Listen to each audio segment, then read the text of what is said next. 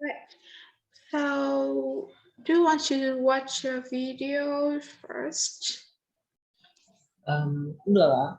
to wake you up? Let's see. Meaning of gift.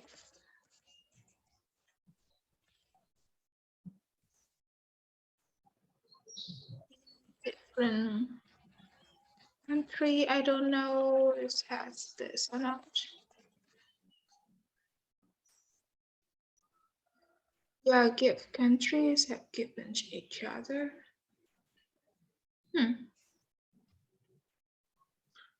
No, it's not this. What do you want to watch? We are watching new way to learn English.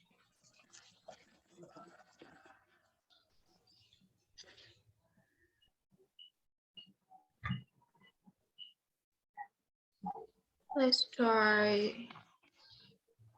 this one. Grammarly is your personal writing assistant for clear emails, confident messages, stronger essays, and more. Because I want to show you the best way to learn English. Talk to yourself. Don't translate into English from your own language. Think in English to improve your fluency. You will find words easier to remember if you try to remember an example sentence using that word rather than the word on its own. Be confident. Don't be afraid to make mistakes. The best way to learn is through speaking. Surround yourself in English. Put yourself in an all-English speaking environment where you can learn passively. Establish a routine. Make yourself a study plan. Decide how much time a week you are going to spend studying and stick to it. Tell your family and friends about your study plan. Get them to push you to study and also don't let them interrupt you. When you learn a new word, think of all its other forms. For example, adjective, beautiful, noun, beauty, adverb, beautifully. Practice the 4 core skills, improving your writing, reading and listening skills. Keep a notebook of new words you learn. Plan to take a test.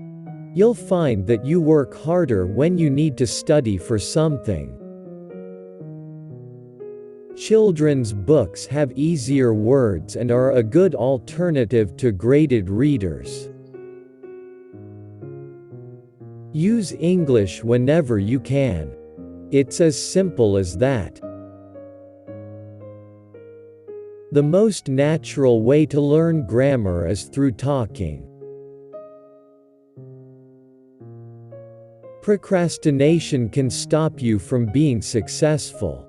To stop procrastinating, it's important you understand if your procrastinating is to avoid studying, or if it is your bad habit. Ở đây mình có một cái từ là let's come back to this. Mình có một từ là procrastination hoặc là procrastinator sẽ dùng để miêu tả cho những cái người mà kiểu hay trì hoãn. For example, okay, tomorrow I will do the homework and today is tomorrow, and then you will say like tomorrow. So that is called procrastination. Tức là thường xuyên trì hoãn công việc không cô? Đúng rồi. Em kiểu thường xuyên, tức là kiểu ngày mai kéo dài mãi. If your English is still basic or lower intermediate, then don't try to read the New York Times yet. It will only discourage you. Instead, look at resources such as VOA Special English News, where you can listen to news stories in clear, slow English. If you're an intermediate English speaker, reading children's storybooks or Wikipedia in simple English might make you feel confident if you understand every word. Why not start an online blog and share your writings with the world? Sing your heart out. Show the world your beautiful voice. Learn English songs and sing along with them to improve fluency and intonation. Anyone for karaoke? Get a pen friend or use chat rooms, forums and community sites. If you can't speak to someone in English, this is the next best thing. Okay, do you know what does it mean by pen friend?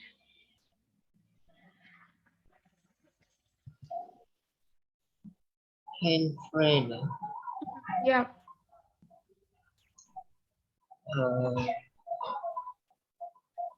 If you don't know, pen friend. Yeah, pen friend is someone you can write letter to, or like email or forums. Tức là những cái người bạn tâm thư. Mình sẽ gọi tiếng Việt là những người bạn tâm thư. Vâng. Okay, next one. Make sure everything you do in your English studies brings you closer to your goal. If your goal is to talk with native English speakers about films, then watch English films. If you want to pass an English exam so you can study abroad, get a tutor who's qualified to prepare you for that exam. Nobody likes to hear their own voice, but be brave and try it. Record your voice and listen to your pronunciation and intonation. It will help you to identify your problem areas. One of the most effective ways to learn speaking skill is to record your own voice. For example, I will give you a topic, a speaking topic about the benefit of internet, and then you can write a script or write a paragraph, and then you can record by reading it, by reading your own paragraph. By doing this, you can practice your writing and your speaking skill at the same time, right? Wow.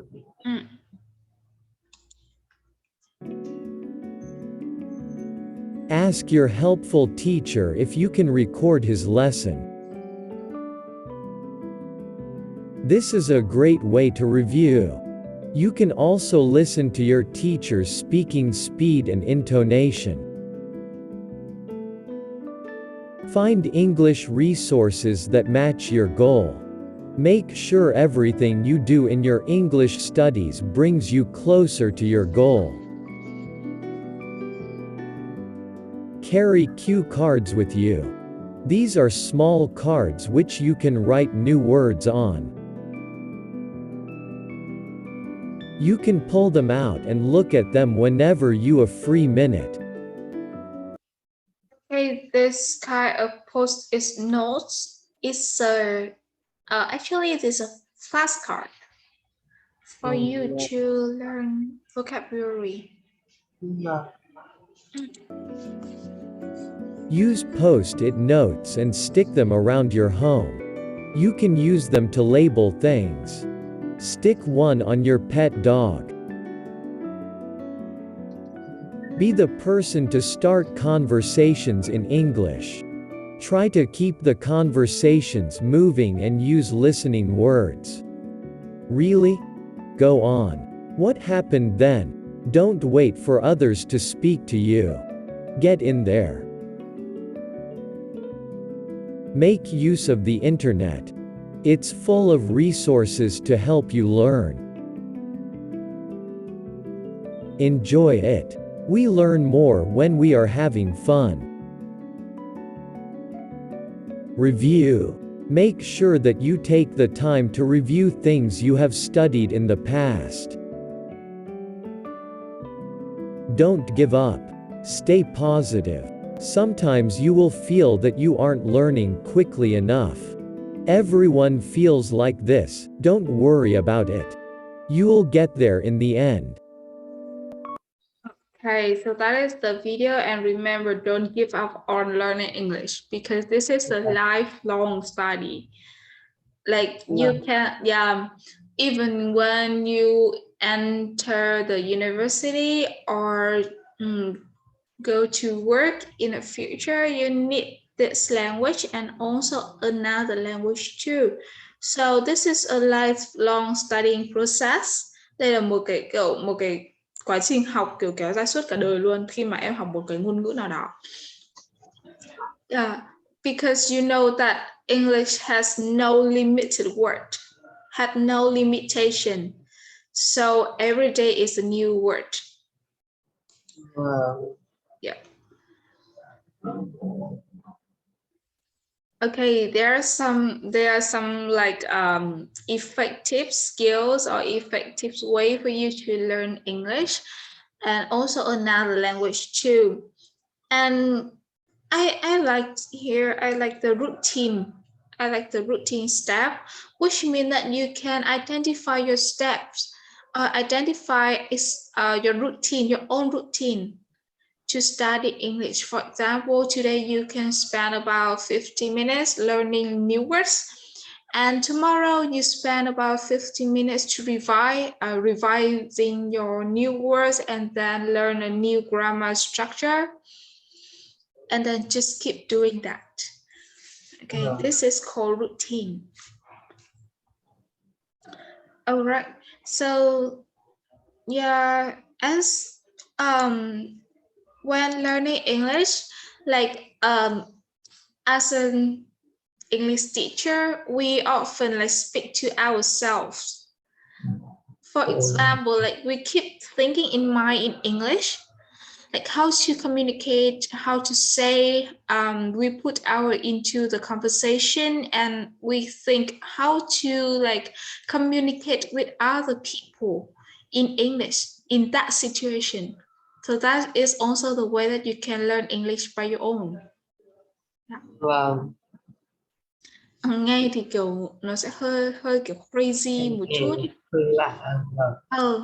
Đúng rồi, nó sẽ hơi weird, rồi sẽ thỉnh thoảng là nó sẽ kiểu hơi crazy một chút, nhưng mà khi mà trong hồi trước cô có làm trợ giảng thì cái việc mà giao tiếp tiếng Anh với cả người nước ngoài là rất là cần thiết ấy. Thế nên là kiểu trên lúc đi đường cô sẽ phải nghĩ là hôm nay sẽ phải báo cáo với cả giáo viên nước ngoài thì mình sẽ nói những cái gì nhỉ? Mình sẽ nói tiếng Anh như thế nào? Mình sẽ kiểu nghĩ ra sẵn ở trong đầu. Don't need to write, just think. Yeah. Okay. All right. So now let's check your homework. As I give you part 1 phonetics and also vocabulary, right? Yes. Okay. So now let's check. Number one for phonetics. Number 1 là D ạ. D. Okay. This is the stress, right? Yeah. So what is the stress? Là electric, âm thứ 2 ạ. Các từ còn lại là âm. Các từ còn lại là âm thứ nhất ạ. Yeah. Okay. Good job. So we have digital, personal, excellent is the first stress, and electric is the second. Number 2. Number 2 A ạ. Okay, so the stress is similar, âm thứ nhất ạ. Yes, the first one. And the others? Còn lại thì âm thứ 2 ạ. Okay, symbolic, effective, eternal, the second. Number 3. 3A ạ. Okay, so the stress? Successful, âm thứ 2 ạ. Okay, the other? Còn lại là thứ nhất ạ. Okay, let's check. Successful, second. Cognitive, different, wonderful. Okay, it's A. Good. Number 4. 4 D ạ. D. D. Daddy. Yeah. Okay, so the jet is first or second? Portable là âm thứ nhất ạ, còn lại là âm thứ hai ạ. Okay, portable. It's the first one, and the other is the second. Are the seconds. Efficient, exciting, distracting. Okay, number 5. Number 5 B ạ. Baby. Baby. Okay, so the jet is first, second, and third.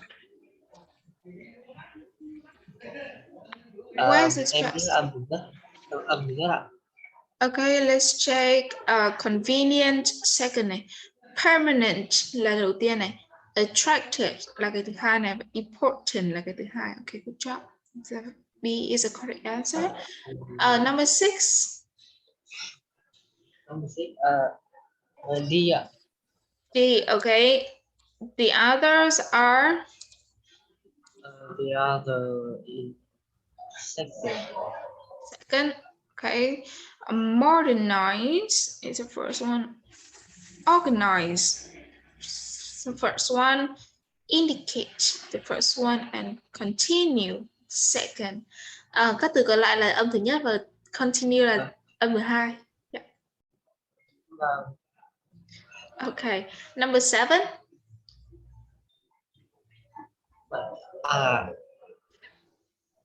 Là âm thứ nhất. Concentrate.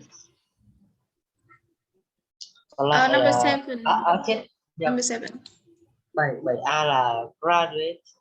Còn lại là âm thứ hai. Okay, good job. Graduate, develop, consider, enable. Okay, number 8. Number 8A. Okay. C. C. So what is the stress? Understand là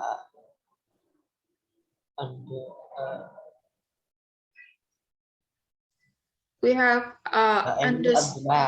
đúng rồi, understand là âm thứ 3. Các từ còn lại? Các từ còn lại là âm thứ nhất ạ. Okay, concentrate, benefit, mobilize. Okay, number 9. Number 9A ạ. Okay, trong âm rơi vào âm thứ mấy em? 3. Introduce. Introduce. Các từ còn lại? Các từ còn lại là âm thứ hai ạ. Okay, stimulate là âm 1 nhá. Stimulate là âm đầu tiên. Recognize, recognize là âm đầu tiên, và emphasize là âm đầu tiên.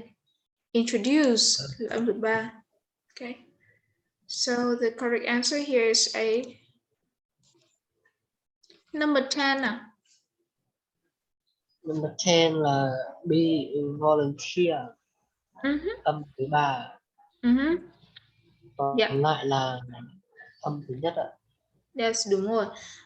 Volunteer là sẽ rơi vào đúng chữ tier luôn. Các từ còn lại là exercise, first one, calculate, first one, interview là first one. Okay, let's move on to the vocabulary. Number 11, personal. Personal electronic. Nó sẽ là đáp án B, electrical. Đây là thuộc về điện. Electric là điện đúng không? Thế electrical nó sẽ là thuộc về điện. Đây là tính từ. Nó sẽ phải đứng trước từ device. Okay, personal electrical device. Như cái thiết bị điện cá nhân. Next one, number 12.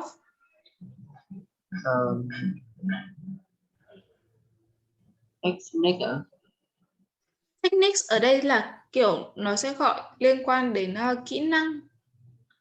Techniques. Thế thì là equipment. Đúng rồi. Kiểu chúng là những cái thiết bị, nó gọi là kiểu những cái thiết bị học tập xuất sắc, và bạn có thể dự trữ thông tin này, take note này, hoặc là viết essay, hoặc là tính toán ở trên các thiết bị đó. Number 13. In English class yesterday, we had a discussion.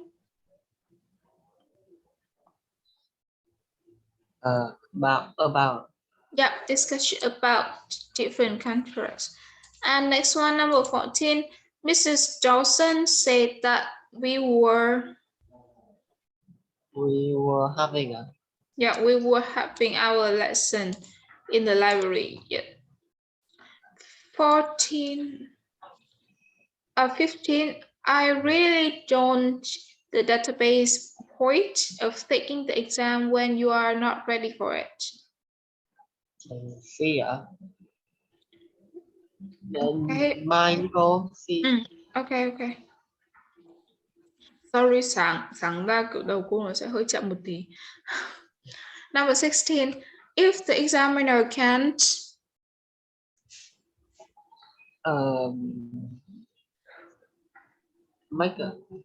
can make sense of your writing, tức là đọc có hiểu hay không á. Nếu như mà cái người giám thị đọc không hiểu đúng không, thì tất nhiên là sẽ bị điểm kém rồi. Number 17. I would prefer to go to university and do a certificate. Yeah, do a certificate. 18. My dad wants me to go to university, but I'm in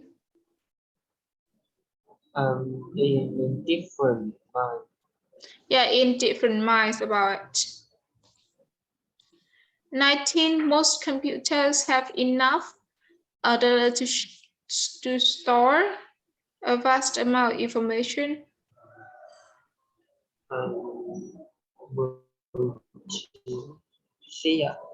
Yeah, memory, bộ nhớ thôi, memory. 20. You can get into the internet unless your computer has an modern. Yeah, cái này là nó sẽ gọi là modem. Modem chính là cái mà giống như kiểu cái mạng ấy. Em lại nhìn nhầm từ modern. Cái này là chữ M hay chữ M ạ. Modem. 21. Many people only use their computer as a. We don't have the answer A. Em chọn là A, nó là cái đáp án gì em quên mất rồi. Cái này là A. Ok. Thế là để tí nữa cô sẽ xem lại. Thì như là đáp án A là đáp án chính xác thì phải. Thế để đây lại nhá. Vâng.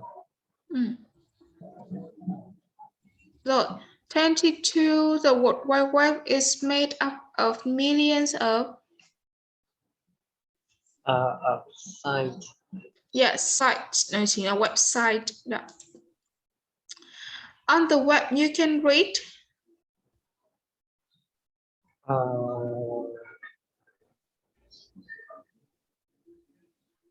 20 bản online. Let's say online newspaper, magazines you can watch. Mình sẽ gọi là digital, những cái báo kỹ thuật số. Digital newspapers. 24. When I first started learning English 10 years ago, I could hardly. Nó sẽ là say a word. Speak a language. Tức là kiểu speak thì mình sẽ dùng nói một cái ngôn ngữ, ví dụ như là speak English, speak Chinese, speak German, But when you want to say a word, you have to use say. And 25. I went to class. Yeah, make progress. Từ này em đã ghi vào vở chưa nhỉ? Từ này lần trước nhưng mình gặp rồi sao? Rồi. Make progress, what does it mean? Làm ra quá trình hay là hoàn thành quá trình. Ok, make progress tính là tiến bộ. Tiến bộ. Yeah. Kiểu tôi đã đi đến cái lớp này, đến cái lớp học này 2 buổi tối một tuần và tôi thực sự rất là bất ngờ về cái độ nhanh cái sự tiến bộ của tôi là như thế nào. Yeah. Next, number 26. A lot of new languages. Made up. Made up ở đây nó chỉ made up là kiểu nó sẽ có ba nghĩa này. Made up of là đền bù cho này. Make up là bịa chuyện ra, và make up một cái nữa là trang điểm. Vâng. Thế cái câu này nó là đáp án đúng là gì? Đáp án đúng ở đây nó sẽ là took up. Took up ở đây tức là kiểu bắt đầu một cái gì đó, bắt đầu một cái hobby, start a hobby.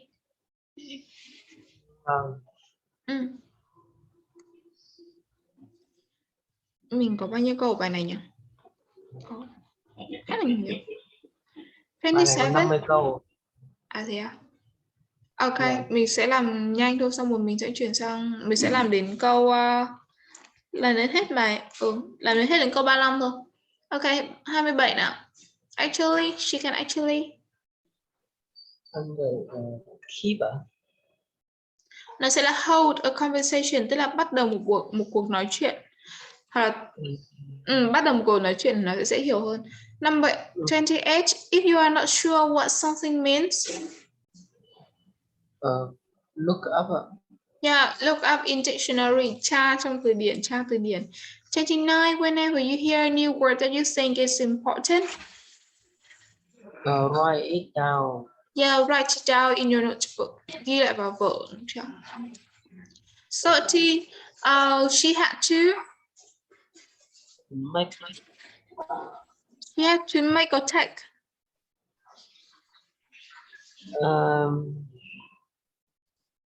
Make em chọn make. Đáp án ở đây là sẽ là take. Take exam, take an exam, tức là phải đi thi, take an exam. Nó là cả một cụm rồi, em có thể note lại. Take an exam là đi thi. I don't have the bit key here. Đi thi. Rồi ạ. Okay. 31,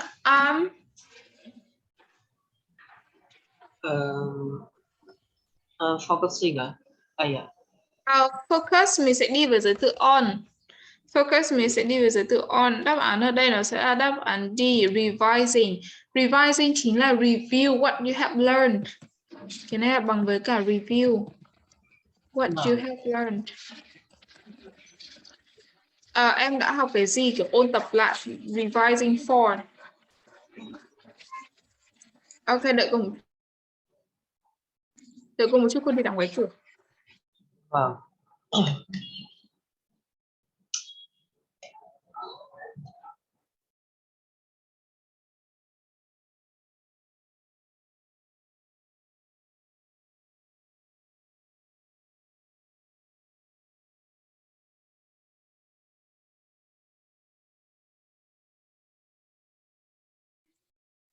Okay, let's come back. All right. Next one. The camera on, please.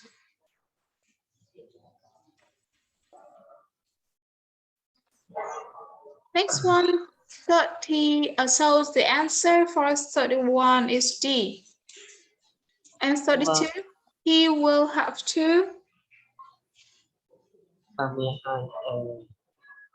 Polish his head. Yeah, polish his head, tức là kiểu nó như nào nhỉ?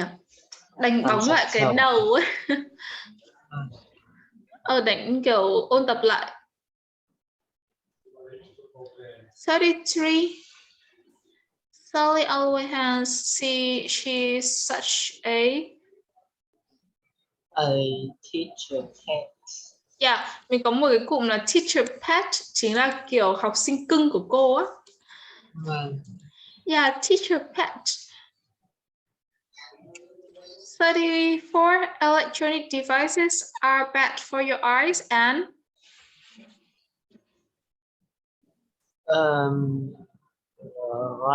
radiation. Yeah, radiation, sóng điện từ, đúng không? Sóng điện từ các thiết bị điện.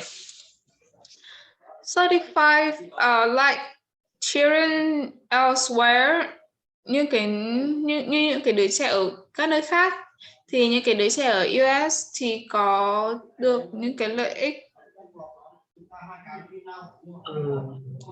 What do you think?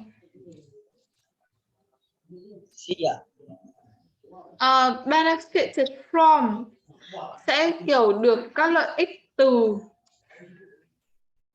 sẽ được hưởng những cái lợi ích từ những cái thiết bị công nghệ hiện đại. Alright, mình sẽ sang nhanh đến cái phần language ở bên này một chút.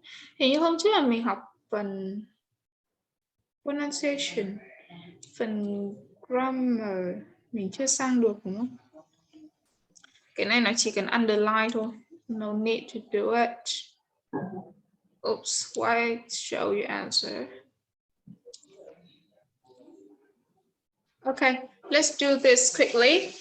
Let's match 1 to 6 to A to F. Number 1, I talked to a man.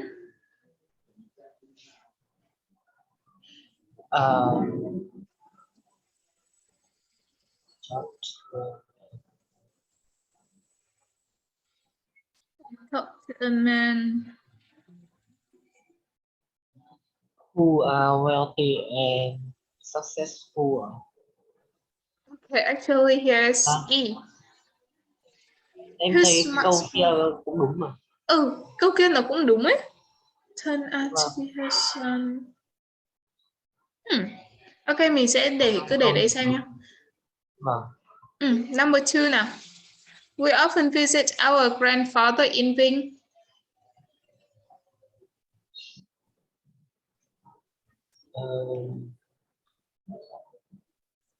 Which is a city in central Vietnam. Yes, good job. It's D. Number 3, thank you very much for the book. That you sent me. Okay, A, that you sent me. Number 4, the man turned out to be her son.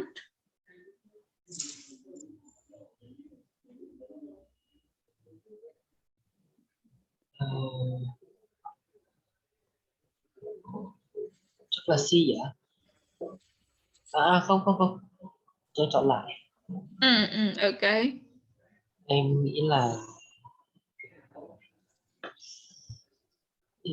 là B. Thử xem nhá, nó sẽ là F.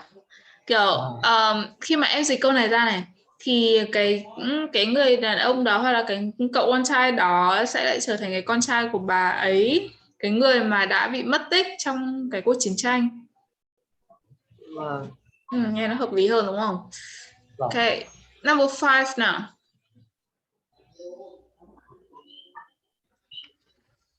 He admires people. B ạ, B. See who are wealthy and successful.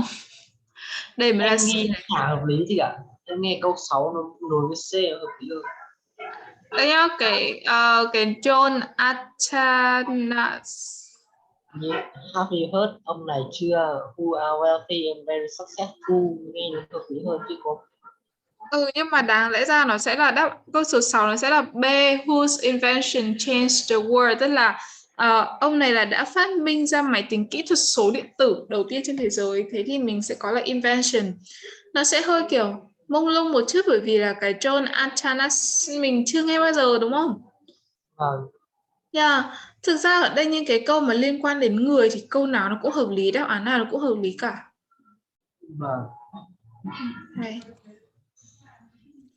Rồi cái phần này thì cô nghĩ là cô sẽ phải soạn thêm bài ở ngoài, và bây giờ mình cũng không đủ thời gian mình sang phần skill, thế nên là mình có thể là off buổi học ngày hôm nay ở đây, or maybe we can watch another video because this month we have to check the video quite strict.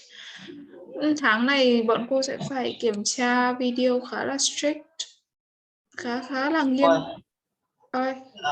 Bao giờ thì mình bắt đầu ôn thi ạ? Cô đề cương chưa? Chưa.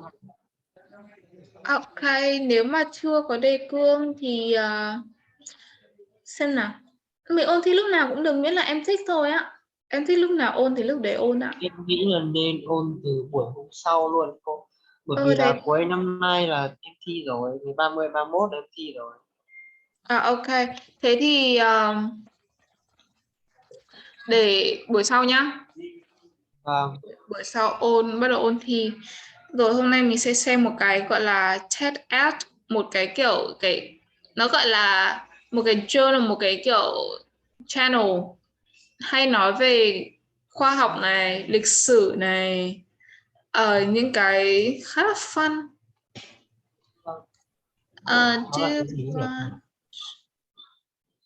Kiểu như là nó là một cái thuyết trình, một cái kiểu hoạt hình về lịch sử ấy. What do you want? We can watch Why Do We Dream? Tại sao mình mơ này, lịch sử của chocolate này. What happened if you didn't drink water? Điều gì gây sâu răng? So what do you want to watch? Cái nào cũng được không? Nhưng mà hình như là cô chưa bấm chia sẻ. Cô chưa share hả? Oh, sorry. Here. Nó có khá là nhiều.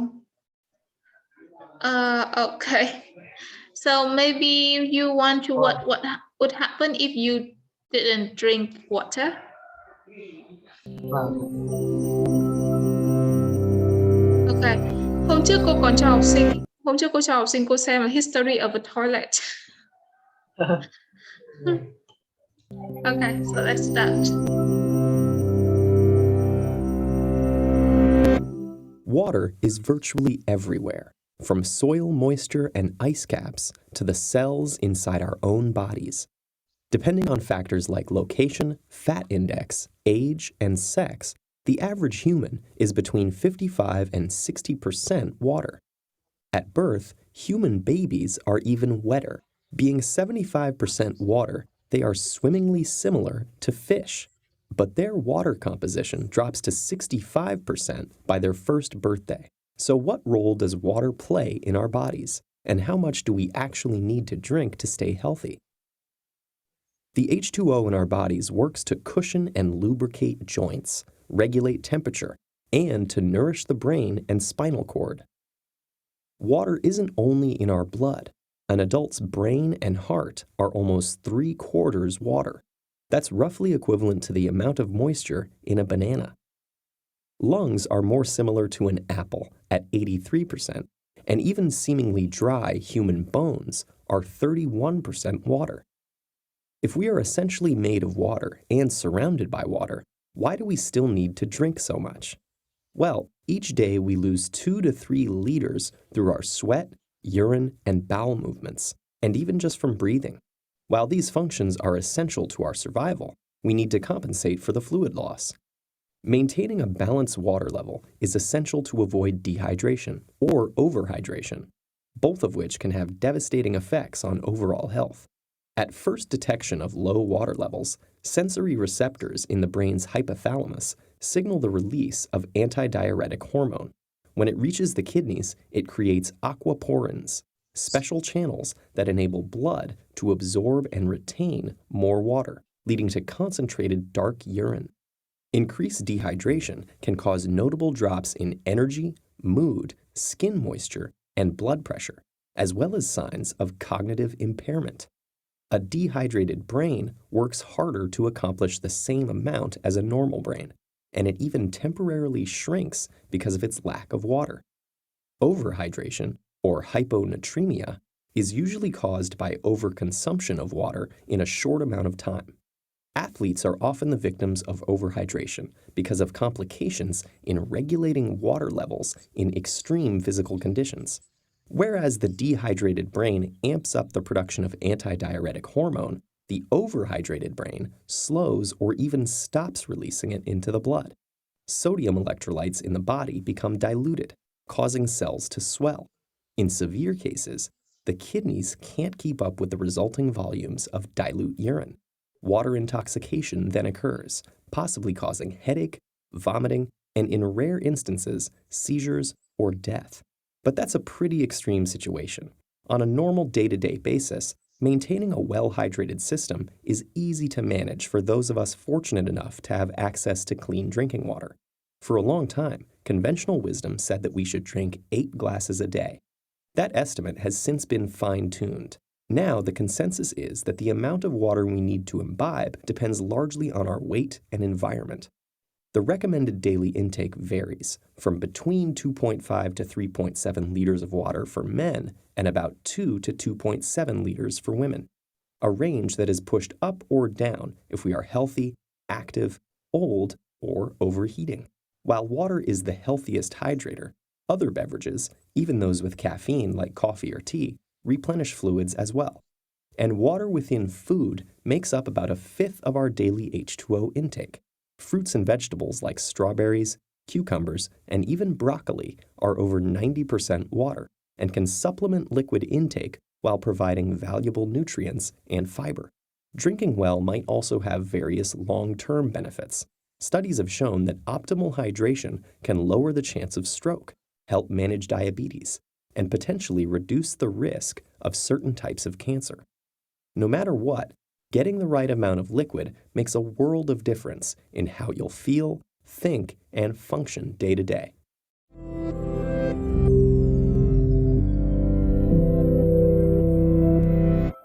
In short, remember to drink 2 or 2.5 liters of water a day.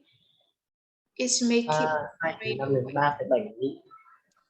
Người ta sẽ nói là kiểu từ 2,5 đến 3,7 lít trong một người đàn ông hoặc trong người phụ nữ. Nhưng mà kiểu người ta sẽ khuyên là ít nhất tối thiểu là một ngày em uống phải 2 lít nước. 2 lít nước là nó sẽ trung bình khoảng tầm 8 cốc nước như vừa nãy ấy. Và nếu mà dành cho người nào mà đi tập gym đi nữa thì một ngày người ta sẽ phải tiêu thụ khoảng tầm đến 3,7 đến 4 lít nước một ngày. Thì mới có thể bù lại cái chỗ nước mà người ta đã đi tập và người thoát ra bằng mồ hôi. Đó. Okay, maybe sometime you can try to look at this channel. There are quite a lot of interesting videos such as which is better, soap or hand sanitizer. Tức là cái xà phòng rửa tay hay là cái nước rửa tay nhanh ấy, nước rửa tay khô ấy sẽ tốt hơn trong cái việc mà chống coronavirus. Nên có khá nhiều cái hay. Đó thì em có thể vào đây thỉnh thoảng vào đây đọc và nghe. Nó cũng luyện tiếng Anh của em khá là nhiều. Okay. So maybe that is the end of our lesson today. Do you have any question? Dạ không ạ. No, okay, you can leave the meeting now and goodbye.